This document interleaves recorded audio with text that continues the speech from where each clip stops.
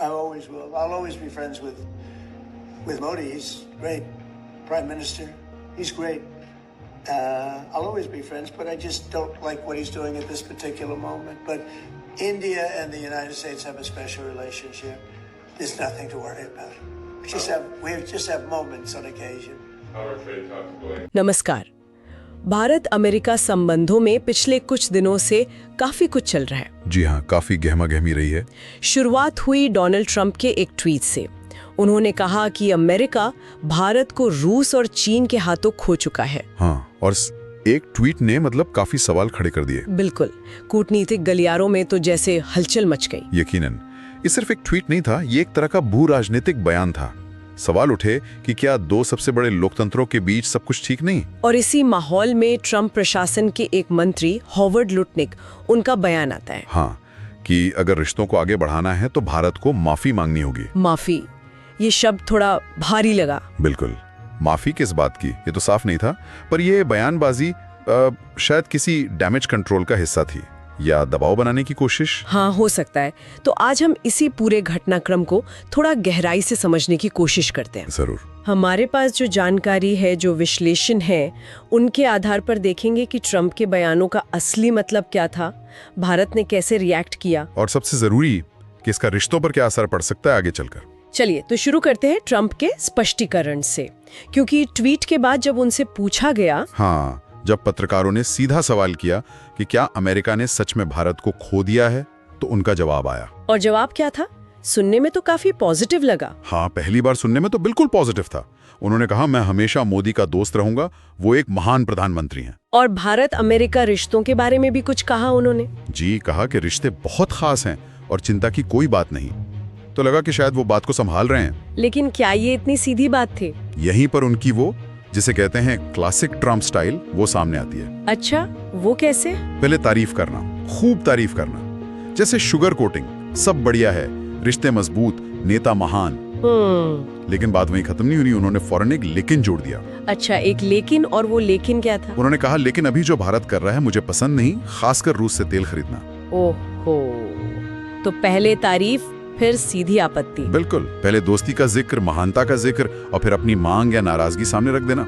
ये पैटर्न हमने पहले भी देखा है उनके कार्यकाल में। हाँ, नेटो सहयोगियों के साथ व्यापार समझौतों पर। सही कह रहे हैं। तो ये सिर्फ उनकी व्यक्तिगत शैली नहीं है, ये शायद अमेरिका की विदेश नीति में जो एक लेन देन वाला नजरिया बढ़ रहा है। मतलब ट्रांजैक्शनल अप्रोच। हाँ, बिल्कुल ट्रांजैक्शनल अप्रोच कि रणनीतिक साझेदारी अपनी जगह है, लेकिन हमारी तात्कालिक मांगे भी पूरी होनी चाहिए। तो ये एक तरह से मिक्स्ड सिग्नल देना हुआ, कह सकते हैं। सामने वाले को थोड़ा कंफ्यूज भी करता है कि तारीफ पर ध्यान दें या आपत्ति पर। इसी माहौल में फिर प्रधानमंत्री मोदी की प्रतिक्रिया आई, वो भी ट्विटर पर ही। जी, और उनकी प्रतिक्रिया काफी सधी हुई थी। हाँ, उन्होंने सीधे तौर पर ट्रंप की आपत्तियों का जैसे जवाब नहीं दिया।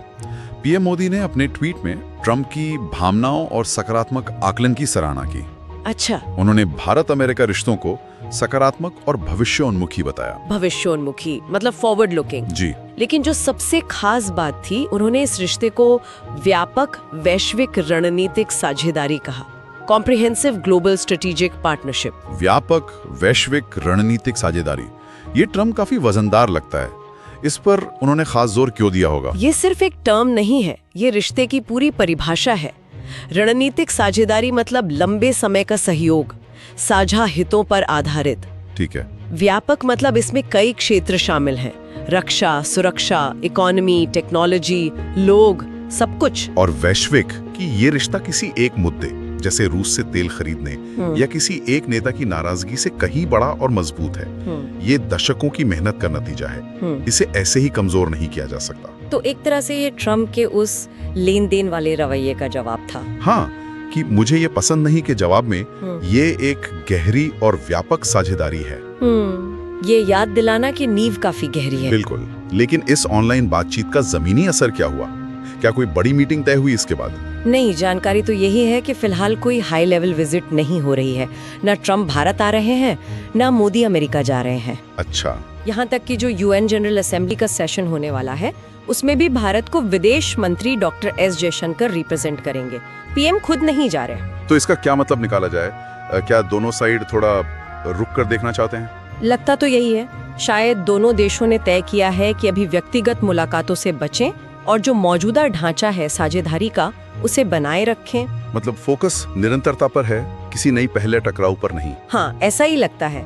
अच्छा, आपने व्यापक वैश्विक रणनीतिक साझेदारी का जिक्र किया अमेरिका के साथ। भारत की दूसरी पार्टनरशिप्स की तुलना में ये कहाँ आती है? ये एक अच्छा सवाल है। देखिए, भारत इन टाइटल्स का इस्तेमाल बहुत सोच समझ कर करता है। जैसे ऑस्ट्रेलिया के साथ जो साझेदारी है उसे कॉम्प्रिहेंसिव स्ट्रेटेजिक पार्टनरशिप कहते हैं, व्यापक रणनीतिक साझेदारी। इसमें ग्लोबल नहीं है। अच्छा, और रूस के साथ? वो तो काफी पुराना रिश्ता है। हाँ, रूस के साथ रिश्ता बहुत पुराना और गहरा है। उसे साल 2000 से ही special and privilege strategic partnership कहते हैं। विशेष और विशेषाधिकार प्राप्त। जी, इसमें विशेष और विशेषाधिकार प्राप्त शब्द ऐतिहासिक जुड़ाव, रक्षा सहयोग और आपसी भरोसे को दिखाते हैं। तो फिर अमेरिका के साथ वाले टाइटल में ग्लोबल जुड़ने का क्या खास मतलब है? ग्लोबल जुड़ने का मतलब सिर्फ दुनिया के अलग अलग हिस्सों में सहयोग नहीं है, बल्कि सहयोग के दायरे का भी विस्तार है। दायरे का विस्तार मतलब इसमें नियमित और काफी जटिल डिफेंस एक्सरसाइज शामिल है, जैसे मालाबार, फिर जैवलिन मिसाइल जैसे एडवांस्ड अमेरिकी हथियार खरीदना। और अब तो बात को डेवलपमेंट और को प्रोडक्शन तक पहुंच रही है। महत्वपूर्ण रक्षा तकनीकों का सह विकास और सह विनिर्माण। जैसे वो जेट इंजन वाली बात? हाँ, जैसे जेट इंजन टेक्नोलॉजी। ये सिर्फ हथियार बेचने खरीदने से बहुत आगे की बात है। ये टेक्नोलॉजी ट्रांसफर और साझा उत्पादन तक जा रहा है। ये साझेदारी की एक अलग ही गहराई दिखाता है। तो प्रधानमंत्री मोदी ने अपने ट्वीट में इसी गहरे और विस्तृत ढांचे की तरफ इशारा किया था। बिल्कुल, कि ये सब चलता रहेगा, भले ही व्यापार जैसे मुद्दों पर थोड़ी खींचतान हो। संदेश साफ था कि रणनीतिक गाड़ी पटरी पर है, वो चलती रहेगी।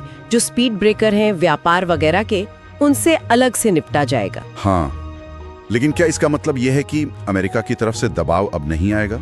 आपको लगता है आएगा? मुझे लगता है आ सकता है, खासकर टैरिफ के रूप में या बयानों के रूप में। मतलब आयात शुल्क बढ़ाने की धमकी या वैसी बयानबाजी? हाँ, इसकी पूरी संभावना है, खासकर ट्रम्प जैसे नेता के साथ, जिनका रिकॉर्ड है कि वो व्यापार घाटे और टैरिफ को एक निगोशिएशन टूल की तरह इस्तेमाल करते हैं। वो शायद देखना चाहें कि भारत कितना दबाव झेल सकता है। हो सकता है, लेकिन यहाँ भारत का रुख भी देखना होगा। भारत का रुख क्या रहा है, इस पर क्या जानकारी है? जो बातें सामने आई हैं, उनके मुताबिक भारत ने साफ संकेत दिया है कि रणनीतिक साझेदारी जरूरी है, लेकिन दबाव में, खासकर व्यापार के क्षेत्र में, वो झुकेगा नहीं। अच्छा, यहाँ तक कहा गया है कि अगर अमेरिका 50% जैसे बहुत ऊंचे टैरिफ भी लगा दे और लंबे समय तक रखे, तो भी भारत तैयार है, लेकिन अपनी आर्थिक संप्रभुता से समझौता नहीं करेगा। ये तो काफी दृढ़ स्टैंड है। जी, एक तरह से लाइन खींच दी गई है। लेकिन क्या इसमें थोड़ा रिस्क नहीं है? कुछ लोग तो कह रहे थे कि ट्रंप के ट्वीट के बाद भारत को शायद ज्यादा सख्त जवाब देना चाहिए था। हाँ, ऐसी बातें हुई थी। कुछ विश्लेषकों का मानना था कि शायद कोई बड़ा डिफेंस डील कैंसिल करके या किसी अमेरिकी इनिशिएटिव से पीछे हटकर एक कड़ा संदेश देना चाहिए था कि भारत को हल्के में ना लिया जाए। बिल्कुल। तो फिर पीएम मोदी ने वो रास्ता क्यों नहीं चुना? ये संयम क्यों दिखाया? देखिए, जो रास्ता चुना गया उसे ज्यादातर लोग ज्यादा मैच्योर, ज्यादा धैर्य वाला मान रहे हैं। मैच्योर और धैर्य वाला। हाँ, इसके पीछे सोच शायद ये है कि भारत अमेरिका संबंधों को यहाँ तक लाने में दशकों लगे हैं। कई सरकारें, अलग अलग विचारधारा के नेता, सबका योगदान है। ये सिर्फ दो नेताओं का रिश्ता नहीं है, दो सिस्टम्स का रिश्ता है। सही कहा आपने। तो इस लंबी मेहनत को, इस गहरी साझेदारी को किसी एक नेता की वजह से, खासकर ट्रंप जैसे अप्रत्याशित नेता की वजह से, जिनका कार्यकाल भी अनिश्चितताओं से भरा रहा है, हाँ, तो उनकी वजह से पटरी से उतार देना शायद सही नहीं होता। ये लॉन्ग टर्म गेम खेलने जैसा है। बिल्कुल। तात्कालिक गुस्से या उकसावे पर रिएक्ट करने के बजाय रणनीतिक स्थिरता और लंबे समय के हितों को देखा गया। ये दिखाता है कि भारतीय विदेश नीति अब पहले से ज्यादा परिपक्व हो गई है। लेकिन इस अप्रोच में एक सवाल तो रहता ही है, क्या इस धैर्य को, इस सधे हुए रवैये को ट्रंप प्रशासन या खुद ट्रंप भारत की कमजोरी समझ सकते हैं? ये सबसे बड़ा सवाल है। आपने उनके पैटर्न का जिक्र किया था, India is great but India must apologise. क्या ये पैटर्न फिर दोहराया जा सकता है? ये बिल्कुल संभव है। ट्रंप का इतिहास यही बताता है। वो अक्सर दबाव बनाते हैं और देखते हैं कि सामने वाला कितना झुकता है। तो हो सकता है वो भारत के संयम को बातचीत की गुंजाइश समझें या झुकने की इच्छा। हाँ, फिर भविष्य में व्यापार पर या रूस के साथ संबंधों पर या किसी और मुद्दे पर और दबाव बनाने की कोशिश करें। ये एक बहुत महीन रेखा है जिस पर भारत को चलना होगा। दृढ़ता भी दिखानी होगी और बातचीत के दरवाजे भी खुले रखने होंगे। बिल्कुल। ये वाकई मुश्किल संतुलन है। अच्छा, इस पूरे एपिसोड का एक साइड इफेक्ट भी हुआ जिसका जिक्र कम हुआ है। कौन सा साइड इफेक्ट? भारत में जो अमेरिकी कंपनियां काम कर रही हैं, उन पर इसका क्या असर पड़ रहा था? हाँ, एक दिलचस्प पॉइंट है। जब ट्रम्प का ट्वीट आया, फिर वो माफी वाली बात हुई, तो भारत में जो बड़े अमेरिकी ब्रांड्स हैं जैसे कोलगेट, मैकडॉनल्ड्स, पेप्सी, उनमें चिंता बढ़ गई थी। जी हाँ, बिल्कुल। खबरें थीं कि उनमें ये डर बैठ गया था कि कहीं राष्ट्रवाद की भावना में उनके खिलाफ बॉयकॉट मूवमेंट न शुरू हो जाए। अच्छा, क्या ऐसा पहले हुआ है कभी? हाँ, दुनिया भर में और कभी-कभी भारत में भी ऐसा देखा गया है कि जब दो देशों के बीच तनाव बढ़ता है तो उसका असर कंपनियों पर पड़ता है। लोग उन कंपनियों के सामान का बहिष्कार करने लगते हैं। हाँ, या फिर खबरें थीं कि कुछ यूनिवर्सिटीज, कुछ इंस्टीट्यूशंस में अमेरिकी सामान न खरीदने या अमेरिकी कंपनियों से डील न करने की बात चल पड़ी थी। तो इन कंपनियों के लिए बड़ा बिजनेस रिस्क था। लेकिन फिर जब पीएम मोदी का ट्वीट आया और लगा कि नेताओं के बीच बातचीत हो गई है, रिश्ते ठीक हैं, हाँ, तब जाके इन कंपनियों ने राहत की सांस ली होगी। हाँ बिल्कुल। उस ऑनलाइन बातचीत ने, भले ही वो सिर्फ ट्वीट्स थे, माहौल को ठंडा कर दिया और इन ब्रांड्स पर जो एक तात्कालिक खतरा मंडरा रहा था वो टल गया। ये भी दिखाता है कि टॉप लेवल पॉलिटिक्स का असर सीधे जमीन पर, बिजनेस पर कैसे पड़ता है। सही बात है। तो अगर हम इस पूरी चर्चा को समेटें तो ऐसा लगता है कि नेताओं के बीच जो ऑनलाइन बातचीत हुई उसने फौरी तौर पर तनाव कम कर दिया है।